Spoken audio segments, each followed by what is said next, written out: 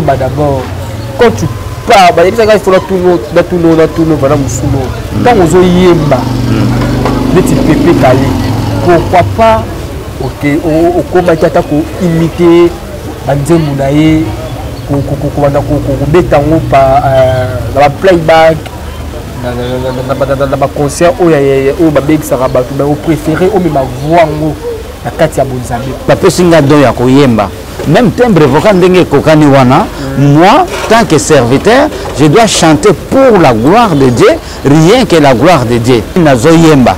Et nazo ba retard parce que tant wa moni nazo yemba abandi kolela. Alela ki ingénieur a supporté quitter, ce qui fait qu'ingénieur J7 Tuka azali témoin zolanda na 16e rue, bandeko bazolanda ba okende akoyebisa bango. Mais na mis ce tambola qui ingénieur abimise libanda akata séance wana na lobaki yango lisusu ye pamba te adresse tipo moko munene na mboka na biso alanda ngape na studio tango ye afandi na ye ayoki nga na kabine na zoyemba bandi kolela ingénieur akata lisusu.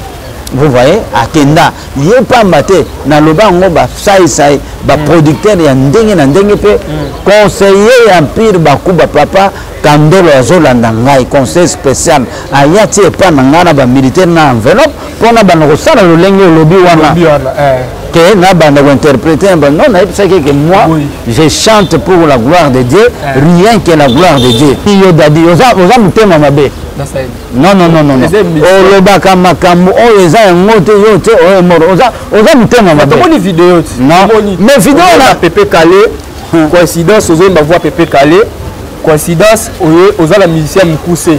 Voilà ce que au copier Pépé Calé au début aux oboya Pépé Calé la kata bonzambe na lobi boye ezali emorote ezali Jires ndeko na do aza kobinela nzambe azalaki ebele bosoki ndeko aza Mukuse lokola bamonaki Mukuse bamususu babano benge soki chukuma bamususu emoro donc c'est banzembo to bano sara na banini. Donc ce qui fait que nous avons encadré, nous avons sans fil, nous sommes na lokola donc sans fil, on dirait aux autres qui t'ont côté à Petro Congo. Hein? Donc voilà un peu sans fil Petro Congo, na 4 on a fait abattoir, babando zarawana. Le biboy. Ceux qui ont bien ngai, ceux qui ont bien ngai ba polémique boy ben na kenanga. Polémique te mutunda wabi ko notre bana Marie Musamuzaji mo bana Marie. Na ignorance motanzalaze omona kaka mabea banenga mabea yo moko mona kateo bana ya baninga na yo ne banokio bana baninga na mabe kindoki ya bana na yo mona kateo lolendo na yo moko mona kate mama kindoki ya famina yo mona kateo ignorance.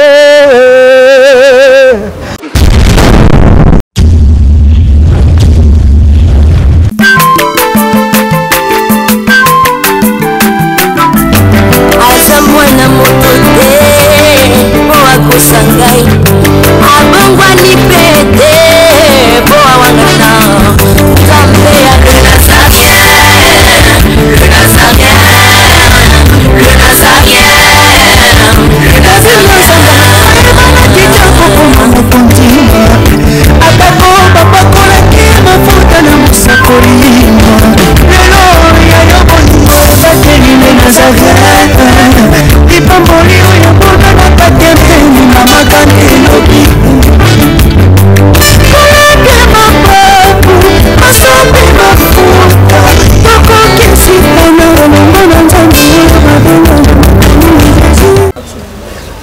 Fada, thank you Fada, chers amis fidèles, nous sont toujours besoin Kalibakou ya kwa sur la 4e chaîne la milieu de Nazarien TV, la 4e émission la vidéo table simple présentée par votre humble serviteur Dadi Mukwaya. Je dis un grand merci l'équipe Mobimba et les Nazariens TV, un grand merci à la servante de Dieu Mama Tiffany Mukwaya pour la confiance au président. Je dis un grand merci à Hervé Oazan sur ma caméra, pourquoi pas Alain Kiakala le Boko Nzambe Oazan la régie. Lelo table 7 Nazala frère pasteur Azoni Sosuna Kachache la mission la combo ya frère pasteur prophète Moutazala chante, c'est avec lui.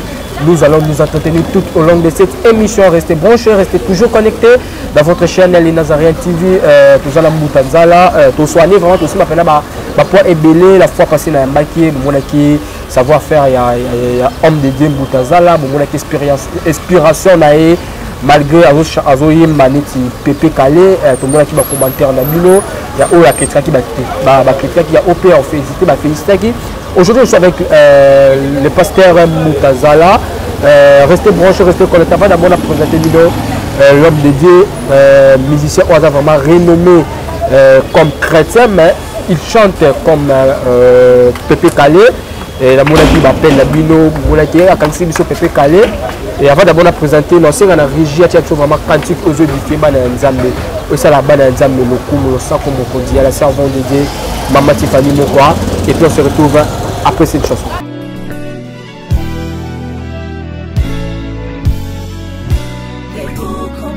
Congo longola loboko na litama bangusa mai na miso tika bisenga senga ya kolula bikolo mosusu pesa Félix Antoine Tshisekedi maboko poto tonga mboka na biso Congo na nzela ya union sacrée na losambo tokolonga. Oh toi qui écoutes la prière, tous les hommes viendront à toi. Ingénieur Edi Kabé à la main de l'Éternel, prions pour ce beau pays et pour le président Félix Saint-Chrétien.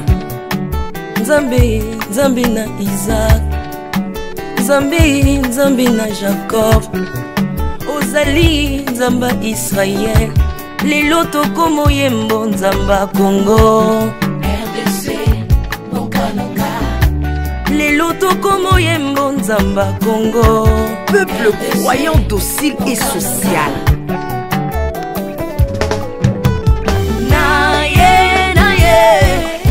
Naye bisayo makambo sali na bokonzi ya mboka nanga Congo. Selon Luc 1,52. Tu as renversé les puissants de leur trône, mais tu as élevé un homme au Congo. L'incarnation de l'espoir de tout un peuple, Salomon de notre temps. La sagesse mieux faut que le bruit des arbres. Peuple congolais, Komanakana, les locaux a posé, biso masuwa ya Noa, bato balingi Congo, bakota na kat, pour mon peuple délige, comme mon bêta, libanda. Nakati ya arche de Noé, lion azalaka na peti ya kolianta bate. Po bolingo kanga kiye libongo. Bolingo ya mboka epesaka place na bangu na te. Pasteur Ami Daniel, ça c'est la sagesse. Nzambe na Kimbangu, le prophète de l'Éternel en Afrique. Nzambe na Bantoma, apôtre Léopold Moto. Nzambe ya baroi, la prophétesse Liliane Esther Tayo. Le roi de roi. Yondo zalaki na David, Yondo zalaki na Salomo. Lelo tokomo mono Kajafati. RDC, Noka. Lelo tokomo mono Kajafati. RDC, Noka. Mboka soki ekambami na bana mboka ya solo oyo balingi mboka ekole komaka terre promise. Pasteur Koutino, Mamébi Koutino. Voilà, on a eu un plaisir à Philomène Moukoya monter ma business depuis Londres. Ça nous fait plaisir à celui qu'on appelle 3 fois boss, Tchak Pro depuis France. On a dit que non, le sang comme on produit ça, là, vraiment plaisir. Non, c'est un Hervé Oazas, mais la caméra, font la caméra, la présenté les grands artistes Moutazala, c'est avec lui nous allons nous entretenir de cette émission. Restez branchés. Je disais à Hervé Oazas, ma caméra, font la caméra, la présenté l'homme de Dieu. Bonjour Moutazala. Bonjour de tout cœur Dadi, pour m'avoir reçu na plateau na bino Mokolo lelo encore. C'est la deuxième fois si je peux dire comme ça. Et puis mes remerciements surtout aux Okende na Mokolo chaîne Oyo parce qu'elles sont trop crédibles. C'est vraiment la chaîne Omakasi. Et surtout yo Dadi, un peu de partout, émission de Salaki, non en tout cas c'est frère, il est formidable. Donc on a mata comme fusée. Il faut toujours humble et puis Nzambe apambola bandeko bazolanda biso de partout dans le monde entier. yo oza na problème, yo oza malade, yebaki azali Jova Rafa, le Dieu qui guérit malade ya ndenge na ndenge. Jova Jireh oyo apambolaka même bacholaka yo même basekaka yo, mais Nzambe soki alobi otya loboko bango oyo basekaki yo bakobetela kaka maboko. Donc ayez confiance na Nzambe et mes remerciements na maman na biso Lolo Star na niveau ya États-Unis o azali ko sala fierté ya ba congolaise na libanda ya mboka. Lolo Star o azali ko yembela Nzambe na album pe ya ya sike azali ko ya na titre Ozwinga bomwana. Ozwinga bomwana, c'est-à-dire Nzambe azwi depuis bomwana. Et puis na manager na ngai Kapiline o azapen États-Unis o azokolakisanga ba makambo ebele mama Kapiline, que le bon Dieu vous bénisse abondamment. Nazali awa posenga mituna nyonso dadi, je suis à votre entière disposition. Que le bon Dieu vous bénisse. Oui, merci vraiment l'homme de Dieu. Toute chose commence par la prière. On ne peut pas commencer cette émission sans Tokabango Babo quand vous avez émission 400. Ma prière mon il y a quelques minutes pour édifier par rapport à Babounem sur la mission. Merci Seigneur pour ce moment que vous nous présentez, Éternel Dieu des armées. Que tout ce qui va se passer ici, cela puisse être pour ta gloire. Nous nous effaçons. C'est une façon, Éternel Dieu des armées, de t'exalter parce que tu es l'omnipotent, toi qui as créé les cieux, la terre, toutes choses ont été créées par toi. Donne, pardonnez-nous nos péchés. Nous ne sommes pas agréables devant toi. Nous ne sommes pas justes. Peut-être nous sommes plus mauvais, plus que ceux qui sont dans des hôpitaux, dans des prisons. Mais vous nous gardez encore, Éternel Dieu, parce que vous avez une mission à faire avec nous. Éternel Dieu, sanctifie-nous, lave-nous par le sang de Seigneur Jésus-Christ, nos sœurs, nos frères qui nous suivent présentement partout dans le monde entier, Éternel Dieu des armées, que tu puisses leur ouvrir également les portes de bénédiction. Tout ce que nous allons faire, soit avec nous. Nous avons ici prié au nom puissant de Seigneur Jésus de Nazareth, notre Seigneur et Sauveur. Ainsi, nous disons tous gloire et louange à toi, Seigneur Jésus-Christ. Merci, Seigneur Jésus-Christ. Amen. Amen, l'homme de Dieu. Ok, merci vraiment l'homme de Dieu. Tout compte à maman la sujet. Daddy. Ouais, Daddy. Il y a vraiment plein de gens autour de Yambakio. La façon dont tout ça qui émission, féliciter. Merci de tout cœur. Féliciter vraiment. Il y a vraiment beaucoup d'encouragement. Merci beaucoup. Tout d'abord, quand tu parles, il faut tout le pourquoi pas au combattant imiter Banzemounaye par playback dans ma concert où au préféré au même voix la Katia Bonzambe. Pourquoi ça différence est bon. En tout cas, merci Daddy. Oyebi, nous féliciter en caractère de primerie mon frère sans te flatter. Bamituno tunaka ezo fongola batu bongo na monde entier bande konyo so ba Holanda biso. Eza question mo eza kitoko na ko a journée en côté. Moi j'ai toujours dit Daddy, moi c'est Mbuta Nzala. Chante. Mbuta Nzala chante pour la gloire de Dieu. Ngai na imita Pepe Kalete. Ngai na yemba comme Mbuta Nzala chante. Mais batu bakokanaka, ba timbre vocal na biso batu pe ekokanaka. Et Bible lobi na biso soki Nzamba pese don. Il faut que ça napona lokumu na ye. Lokola Nzamba pese nga don ya koyemba. Même timbre vocal ndenge kokani wana, moi tant que serviteur, je dois chanter pour la gloire de Dieu, rien que la gloire de Dieu. Soki ezalaka bongo, papa Paul Ndombe, que son âme repose en paix. Abenganga ponga na betana bana OK. Abi voana yo oyemba ezala kola yampanya ba voto dukango makasi. Mais naïbse papa, moi je chante pour la gloire de Dieu. Abenganga bureau nezaï na ministère de la culture et art. Nazali sincère tout ce que je suis en train de dire ici. Faut passer na yebisa kioboye. Moi na ya Pepe kale Patrick yampanya. Alandanga tina studio, azwa pe ba cassette na ngai akena nango par-ci par-là. Tant moyen na studio, ezanaki na lire que est-ce que na ko yemba te babiloko ya papa na bango. Ok, je chante pour la gloire de Dieu. Mais malgré ça, bando la nanga na studio, ayati na studio, kotala ndenge ni nazoyemba. Nazoa ba retard parce que tant wa moni nazoyemba abandi kolela. Alela ki ingénieur a supporté quitté, ce qui fait que ingénieur J7 Tuka azali témoin zolanda na 16e rue, bandeko bazolanda ba okende akoyebisa bango. mai na miso etambolaki ingénieur abimise libanda akata séance wana nalobaki yango lisusu ye pamba te adrisa tipo moko monene na mboka na biso alanda nga mpe na studio ntango aye afandi na ye ayoki nga na kabine nazoyemba bandi kolela ingénieur akata lisusu. Vous voyez, akenda ye pamba te naloba yango basaisai baproducteur ya ndenge na ndenge mpe conseiller ya mpire bakuba papa Kandolo azolanda ngai conseil spécial ayati epa na ngai na bamilitaire na enveloppe mpona bana kosala lolenge olobi wana que na banda interpréter non que moi je chante pour la gloire de Dieu rien que la gloire de Dieu. Voilà, il n'y a pas de bazar et belé, même les journalistes belé, et les belé basenga. Mais Bible et l'obin abisso, ceux qui appellent ce don plutôt appellent ce talent, fait ça pour la gloire de Dieu. Et les lots oyo, c'est connu tout le monde, Mboutanzala chante, donc je ne peux pas faire la musique wana. J'ai fait la musique, toujours, ils ont dit que sa gloire Nanzambe. Parce mais aujourd'hui tu chantes pour la gloire, la musique, aujourd'hui sa gloire Nanzambe. Oui, mais tout le monde qui a la bande, nous a image, ils ont circulé, tout le monde qui a musicien, moi, Pépé Calé. Musicien, musicien Pépé Calé, là, et Moro. Musicien, moi, Pépé Calé, musicien, moi, le nom c'est comme les autres qui m'ont échappé, tout le monde qui vous a qui n'a il y a un clip là. Voilà une ignorance. Donc il y a bateau, c'est-à-dire ils ont moroté. Nazana ndekomoko azana don yakobina.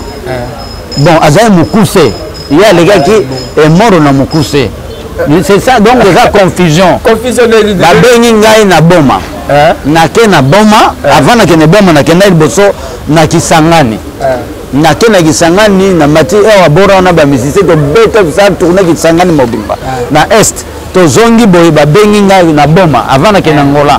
OK, tant qu'on commis na boma maintenant concert des qui en plein air na esplanade ya commune ya Kalamu na boma et na beta ki wana ndeko wana kwa sana do ya kobina to bande répéter depuis kin na mema kié tant siko e commis na moment spectacle pour abine na nzambe na bimisi e moroté dadi makambo yango eza moroté mais ça comment on allait Gires aza mukuse boye donc bina makasi ce qui fait que embouteillage sarama na boma wana ba camion moyen de sous place wana te nini Mboutanzala chante azemba azana moro kuna c'était pas un moro ezana qui a confusion ya bateau bino ba journaliste bolinga toujours ko compliquer makambo yo nana bosani yo te nana bosani yo dadi oza mutema mabe non olobaka makambo oyo eza yango te yo te oyo moro oza mutema mabe tomoni vidéo non mais vidéo na Pépé Calé coïncidence ozomba voir Pépé Calé coïncidence oza la musicien mukuse. Voilà ce que au copier Pépé Calé au début aux oboya Pépé Calé la kata bonzambe na lobi boye ezali moroté ezali Gires ndeko aza na don aza kobinela nzambe azalaki ebele po soki ndeko aza mokuse lokola bamonaki mokuse bamosusu babando benge soki cukuma bamosusu emort donc mais aza na don abando binela nzambe eza emort te ngambe nazosouline soki bolingi baimage bokovivre yango epuis c'est sans problème bato baexige soki wana emort po bino songi trop na nazaréen oui nayebi yo mais Mboutanzala chante c'est un grand musicien un grand artiste c'est un grand musicien à mboka na biso tomonaki ozalaki chef ya bamusicien na est président bamusicien na est tomonaki obandaki kotravailler na notre sœur Marie Missambo. C'était comment votre relation avec la sœur Marie Missambo? Bon, relation, ils ont une relation, ils ont un artiste. Moi, quand j'ai commencé à chanter dans l'Est, sans fil. Moi, j'ai fait le président des musiciens chrétiens dans l'Est.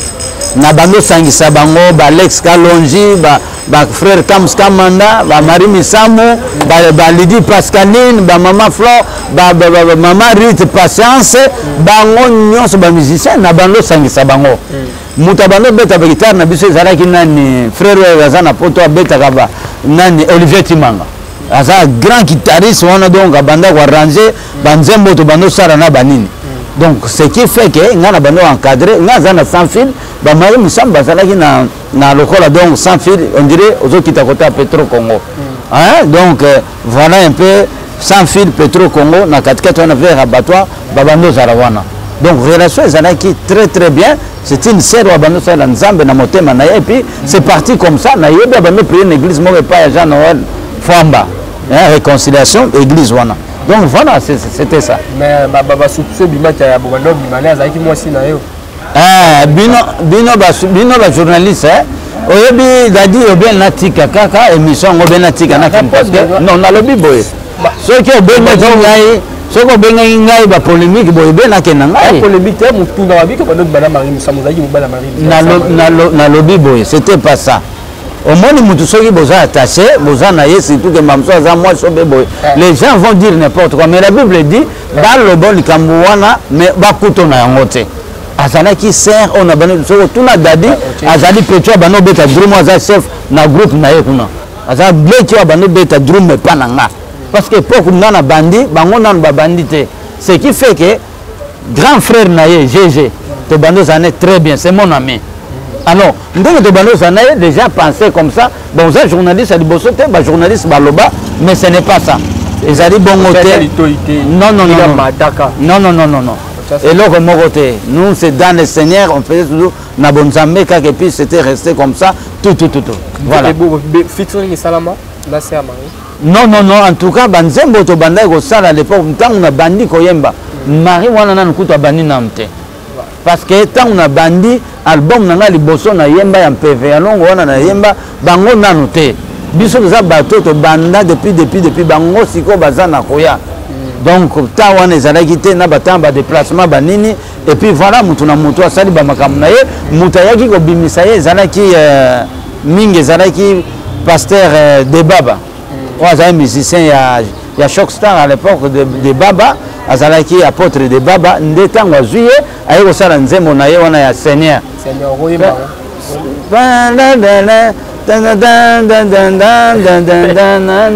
donc nzembo wana la parole penza bina mais kobima na ye nde ya kozoye kobimisa ye c'était ça c'était de Baba muta ko sauter ben comme la sœur Père Soda de bakobande ko lobaka abongo na imoti ba bien tazaki un pied dedans un pied dehors koto la sœur ko bando mona ba misien ya mokili to bando mona ba papa we ba ko fréquenter ba jibé et tout par rapport à témoignage de sœur Marie tant ko bando ko mona e déjà wana parce que yo mbutazala oui ba deti pepe kali ba memelo ba bongo boya mais tant bando mona sœur est-ce que elonini est-ce que bando ko solo la sœur par rapport ya vis-à-vis à marche na oui merci Dadi au mon époque biso tozana ba mari bonzambe on ezali makasi sincèrement à l'époque na yebaki sœur oyo azokobanga nzambe azako sala na nzambe na mona déjà étoile ne ki akozala un jour nzambe akosala minene mais dire que makambo ndenge ozoloba wana la Bible dit ne jugez point nous sommes pas ici pour ngana juger tangu to koma mutu na mutakomi na makamne o abando sala ezali mabete ko sangana na batu mususu ba oyo baza bato siko baza na ba société ba brasserie ba société ya ba communication ba société par-ci par-là pona nini to zala contact na bango ba musicien wana ndenge ozoloba eza société na bango je pense que mutu na mutasa na relation na nzambe na ye toko bo juger te ezana batu mususu ndenge bazana azamba mususu plus na spiritualité ya kolega yo mutu zo kansake wana mutu mabe mutu masumu mutu mabe aza boy mais le vrai problème ezali oyo ya kozala en parfaite relation na nzambe la crainte de Dieu vie ya sanctification pe bolingo na motema vous voyez mais ce qui ezali dans les mauvais que Batouana bazana ndenga mabe yazo kangama bango là c'est mauvais mais ceux qui bazali très bien il n'y a pas un problème donc voilà c'est un peu ça Mbutazala chante est-ce que vous avez un temps puis mais dit que sur la émission là vous avez temps à fréquenter puis Pépé Calé une fois oui na lobby na kenda on fréquenté mais nazala qui étudiant na ISC Gombe moi j'ai terminé à l'ISC Gombe option financière. Hein, c'est une science commerciale, option financière. Na sala ISC, na sili safuma. Quand nous allons qui na ISC tant qu'étudiant, je faisais la musique. To bando yemba ma musique éducative parce que batwa bando sepelananga mingi. Tant nous nazo yemba. Alors musique éducative le bando yemba to yo kango. Non non en tout cas na mutu ezali soute na ko yemba ngole lote ezali soute ça fait très longtemps des années. Les années 94. Ozomona. tant que tozoyemba maintenant ezalaki ke concert moko Pepe Kale Empire fallait akobeta ngai nde na banda ya Pepe Kale mais avant wana biso nde tobetaki tant que tobeti lokola nzembo ngo nazoyeba su te tant que toyembi sikoyo ezali nzembo nini nayambaki lokola Yesu na bomona nga ezalaki ndenge nini bon en tout cas nazoye bango mpenza lisusu te ntango toyembi bato na ye bayeba bi non mbuta nzala bake bayebisi pepesani ndeko moko azoyemba kuna aza na timbre na yo makasi abi c'est vrai alors ntango tosilisi bango fale bakomata ye abombani quelque part ayoki ndenge nazoyemba ntango tosilisi nde aye atindi bato na ye banake apesi nga mbota bien en tout cas félicitations voilà Pepe Kale félicitations et banda wana natia komona lisusu yete c'était ça exactement na fréquenté ou bien non c'était à l'ISC et puis mbala moko wana c'est parti comme ça oh yemba roi Pepe Kale boye c'était ça le yemba neti Pepe Kale ça va révéler yoté sur la vision sur Pepe Kale mais yo dadi nayebite ozonyo kolanga mingi pamba ozonyo kolanga ozama bemi nazolo badadi nayebite na explique ndenge nini moi c'est mbuta nzala chante bato bakokana bavana biso bato kokanaka moi c'est mbuta sympa Pepe Kale na mais bien sûr bavo kokanaka ndeko na ngai yo nakoko mono awa na ye ndeko moko na moni awa bonjour nani dadi habite ngai dadi te bino bokokani batembre na biso bato kokani et comme une sumo ngai papa bolo atango azalaki na mokini azoyebisa nga wana kufi nano te son âme repose en paix mbuta nzala journaliste nyonso akoyamba yo akotunaka po servoi ya Pepe Kale parce que boza même timbre na Pepe okonyokwama boye mais makambo ngo nazomona ngo ekoma lokola lisumu kala nga nazali soki nayembi o Pepe Kale nabandi kochange bavoi mpo namona ndire nasali lisumu donc masumu bino bozosala ndire esuki na ngai bato nyonso soki bayembi ndenge bayembi bavoi na bango bazoyemba ekoka na mutu songolo bokoloba te mais kaka mbuta nzala soki ayembi nga na nyokwami. Mais c'est comme si on dit que non, aux autres Pepe Kale pour nous biber parce que par rapport à l'élection de qui Yomboutazala, au Robibate, la bitati la Kima, la bibliothèque voit un mouton, tant que Boyo quand PCP sans la visibilité. Na lobby boy, tant qu'on a salagi na changé ba voix. Na yembi voix na visibilité ça makani mpevalongo. Mpevalongo voilà. On a yemba na changé ba voix na ke bokta valikolo. Yahweh, ngimebika beto pambave. Yahweh, ngimitina mpeve alongo. Ba étudiant nyonso nzembo wana na changé voix na yembi tant que na nzembo Pepe na changé bana yemba tembro mais sana mumukini mobimba mutabosa na zate partout dans le monde mutabosa na zate malgré nzembo ngo eyaki kobunga matrice pour Mobutu mutabando sponsoriser biso na ndeko yo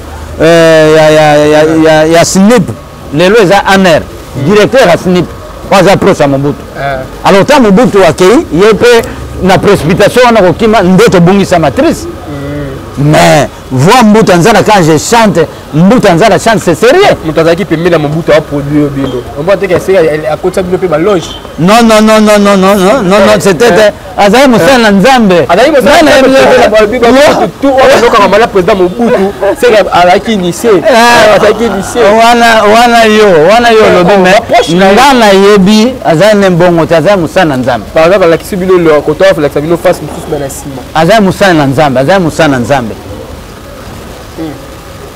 Mbuta Nzala chante pour la gloire de Dieu. Voilà, on continue toujours dans notre émission.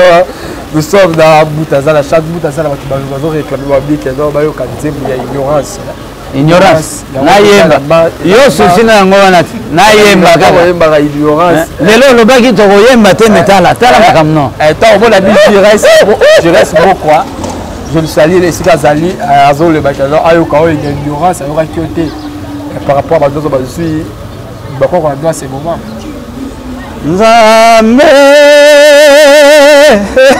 nanalele Lotanzala Nzembe yo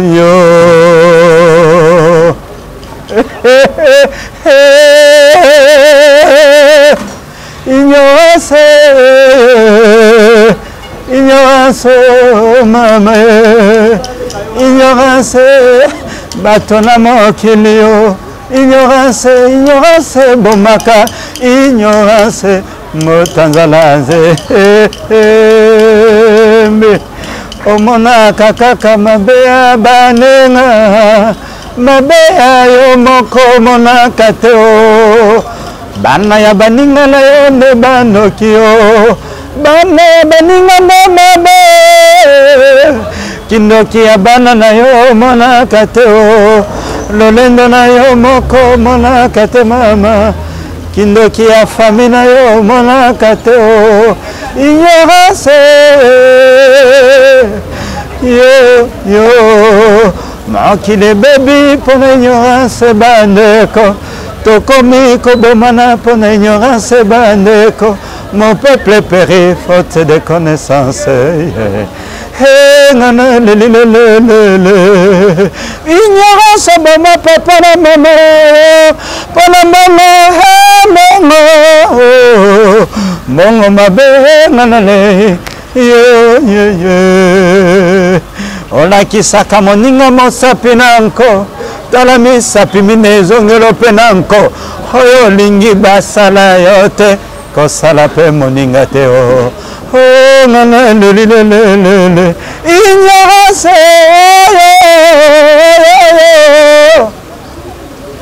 Voilà. Mbutanzala chante pour la gloire de Dieu. Ouais. Mais toujours quand la carte ignorance, mais au lobby qui est dans boîte thème, au yemba neti pepe kaleti. Mais la carte à voir là, on se remarquer bien par rapport à battre la bicho. C'est comme si aux ala nias na enyo sur la carte, au lobby qui est boire voir monter aux ala nias, na nios. Il y a ça là, la voix de Dieu pour ça là. Non, c'est une coïncidence. Na lobby boye. Dadi merci pour nous tourner nzamba pambola yo. Na lobby boye. Batu bakokanaka. Soki batu bakokani. Ozomona mutu na suki, na démarche, na moi misu na zolobi. Mais ndenge ni mutu wana. C'est même ba timbre vocal na biso batu. Moi quand je oui, mais tant ozoye mbaboza voix moko. Au moment on dirait boza nias moko makamu moko. Hein dadi? Konyoko la ngai tende kona ngai na zo biso ke vraiment na zo comprendre oza mutu songi oza pena mabe makasi. Ah, donc c'est la thème. Je comprends bien Pepe Kalaza idole na yo. Ah, au moins makamango ngai idole na ngai zalaki frère mete. Frère mete. Talatina ngai na landaka à l'époque on a bando landa. Mais Pepe Kalaza coïncidence. Il salami. Yokaye, habité tikala adapté quoi. Non, musique yango na bien nzembo na bitika.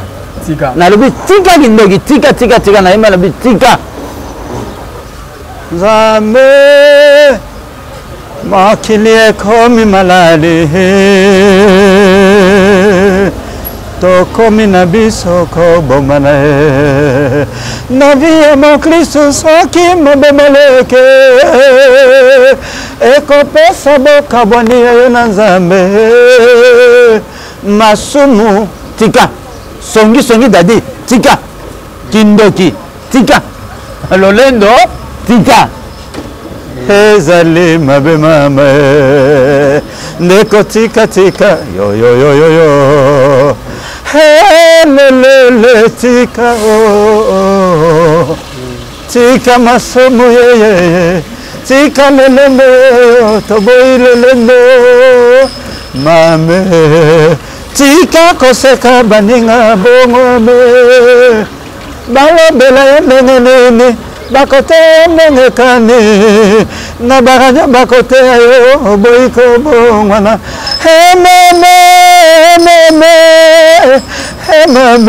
mama baninga bayeko luka nzambe yokaka na ndako baninga bayeko yoka liloba dadi yo mosala kindoki mosala songi tika yoko beba pamba wana yele na diminutif. Oui, diminutif. Ndeta na diminutif. Oh non, on a quitté na diminutif. Na bimante minute, j'ignorante mais na kena diminutif. Tika yoko beba pamba. Voilà, chers amis fidèles, on continue. On est diminutif. Dans notre émission, l'homme dédié, en parlant sur jet privé. La vie que non, la personne cadeau est jet privé. producteur numéro Fouillon Kabia Jet Privé. Ah, makambo yo bazolobela ngo mingi na ba chaîne comme Mbutanzala Jet Privé wana ya moto ba pesa na papa Victor maman Jeannette eza avion babio ba pesa avion na zobomba Jet Privé avion azobomba nyope songi sur côté na makambo wana ke oh na comme na ba pesa na avion Jet Privé mimbele wana mona eza teke ba yaki po ba pesa na Jet Privé non bon de toute façon makambo nyonso ekoyeba na kaka. Bon, bien sûr, voilà, Mbutanzala chante, l'homme de Dieu, nous sommes arrivés à la fin de notre émission, Région de Sabiso. Un mot de la fin, les années numéro de téléphone, les années programme d'ailleurs, album, single, les awapi, concert, pour notre cas. Oui, plus 243, on a bandit pour nos coordonnées, plus 243, 89, 89 encore, 11 022. Plus 243, 89, 89 encore 11 022 nde ozi Mbutanzala chante ya liboso na osenga bolimbisi po tozali bato peut-être ke ndenge tolobi moi libaku nakoko tutisama nalobi eloko moko sepisaki ndeko te yo moto ozolanda limbisa ngai kotenir nga rigueur te lolenge moko limbisa ngai yo mpe bakolimbisa yo alors nazali na équipe mobimba ya structure lumière oyo tozo sangisa na ntango mobimba tozo sala ba réunion na biso ba répétition na njini na commune ya tozali wana alors tosengi na bandeko nyonso be baza na souci ba denimi na libanda ya mboka par-ci par-là numéro yango na pesi soko ko souscrire na moi eloko ya muke pour na ba concert tozo sala pour te soutenir ba concert tozo sala uniquement ko soutenir ba denimi bademini bato bazo komi kokate na structure ya groupe lumière oyo tozali ensemble na baartiste ya ndenge na ndenge bapapa lema bamama jani epuis bango nyonso plus 243 89 89 encore 11 022 mama Pambola mama Masisa Ursule Masisa baya mondele pour na compensation à soutenir orphelin bademini Miss Congo si Congo ça et puis papa Victor Bonzambi maman Jeannette na musala kitoko bosala pour na bademini to soutenir bato ya boye. Ok, voilà, nous sommes arrivés à la fin de notre émission. C'était votre M des serviteurs Daddy Mukwaya. Je dis un grand merci à l'équipe Nobimba au Bazaki toujours Wana. Je dis un grand merci à Hervé Ozaki Nassima Caméra, Jires. Merci par rapport à l'assistant Nabino. Je dis un grand merci à la soeur Vendédé Mama Tiffany Mokwa pour la confiance au PCA. N'est toujours dans l'Obaka. La souka émission là, vous aurez tellement belé de tel ça m'a beaucoup Nabino pas au Kabana et le Bafwa. Bachala, vite à Mikole. On se retrouve à la prochaine.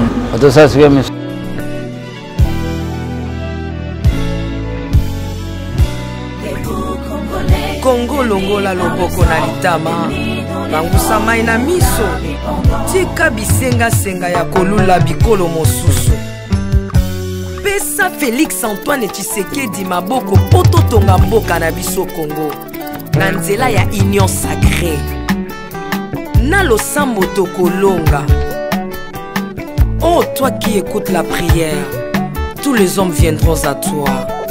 Ingénieur Edi Kabé à la main de l'Éternel, prions pour ce beau pays et pour le président Félix Saint-Chrétien. Nzambe na Isaac, Nzambe na Jacob, Ozali Nzamba Israël. Lelo tokomo yembo Nzamba Congo RDC Bokananga. Lelo tokomo yembo Nzamba Congo. Peuple croyant docile et social.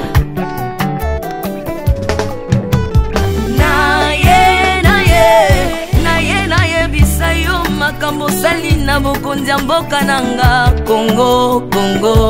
Selon Luc 1:52. Tu as renversé le puissant de l'air trône, mais tu as élevé un homme au Congo. L'incarnation de l'espoir de tout un peuple, Salomon de notre temps. nzete ya bokondi La na yo sagesse mieux vaut que le bruit des arbres. peuple congolais ekomanaka na lelo oapose biso masuwa ya noa bato balingi kongo bakota na kati po mopepa delige komobeta libanda na kati ya arche de Noé lion azalaka na apeti ya kolia ntaba te mpo bolingo ekangaki ye libumu bolingo ya mboka epesaka place na banguna te. Pasteur Ami Daniel, ça c'est la sagesse. Nzambe na kimbangu, le prophète de l'Éternel en Afrique. Nzambe na bantoma, apôtre Léopold Moto. Nzambe ya baroi, la prophétesse Liliane Esther Tayo. Le roi de roi, yondo zalaki na David, yondo zalaki na Salomo, lelo tokomo monoka Jafati. Lelo tokomo monoka Jafati. Mboka soki ekambami na bana mboka ya solo oyo balingi mboka ekole ekomaka terre promise. Pasteur Koutino, Mamebi Koutino, Accent Mungu Baba. Bolingo na yo na mboka ya Congo lelo oabuze biso masuwa ya noa bato balingi Congo bakota na kati po mopepa delige komobeta. L'Afrique a la forme d'un revolver dont la gâchette se trouve au Congo. Mwambi wa Nzambi, Alpha Lukau, Lomba Bwaji Tungaje. Mama Denise Nyakero Tshisekedi, Konsesi pour papa. Acte 24, verset 3, Kodambo Kanangai. Yango nazo bondela yo batela mokonza mboka nanga Félix Tshisekedi Tshilombo. Mwambi Jean Oscar Kiziamina Kibila. Kupeka tuyabe na Egypto bajika bayi baswani Kongo Afrika mukanana to. Mwambi wa Nzambi Marie-José Afoka. Lelo Kongo ezwi mokondi oyalingi yo Nzambe balingi mboka nanga. Yesu Masia tokozongisela yo nini mpona bolingo na yo na mboka ya Kongo opesi biso ya malonga. Basali na yo bapakoli ye mafuta ndengo pakolaki bakonzi mafuta ndengo pakoli mpe mokonza mboka na ngai. 32 plus 18 epesi 50 nano asali 50 atandeli Yesu na Kongo Kongo ekobonga kaka.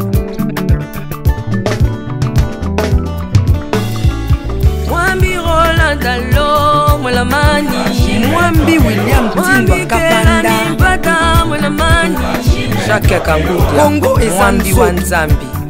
Este ya Kongo eza eteni moko ya nzoto ya Kongo. Basi na bino eza basi ya Kongo moko. Ekibela na biso nyonso na Kongo eza kaka Yesu.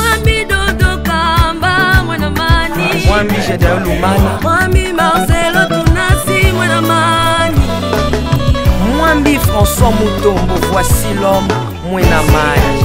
Pona bokonzi Kongo azwi na Union Africaine yaka to célébrer. Okoki kozala na tendance na yo kasi oyo eza likambo ya mabele célébrer. Mwambi Godempo, Mwambi Tambuluko, tu as un Mwambi Jean Bosco Kindomba, Israël Lamani, le pasteur Freddy Odiembo. Voici comment l'Éternel a tendu sa main dans mon pays en nous donnant ses bons présidents Félix Tshisekedi. Le Congo doit changer parce que vous avez un beau pays. Et je vous fais le serment que d'ici la fin de mon mandat, vous allez voir un Congo nouveau.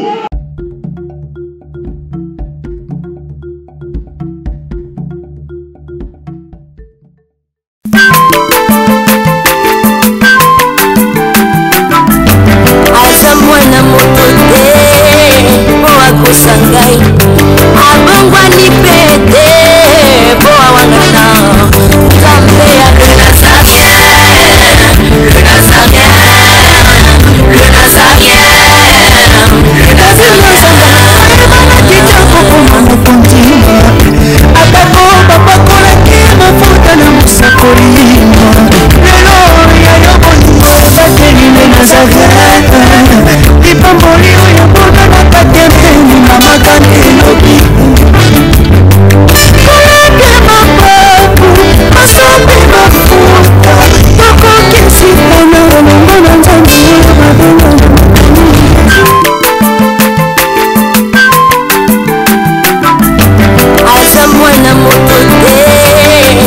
bakosa ngai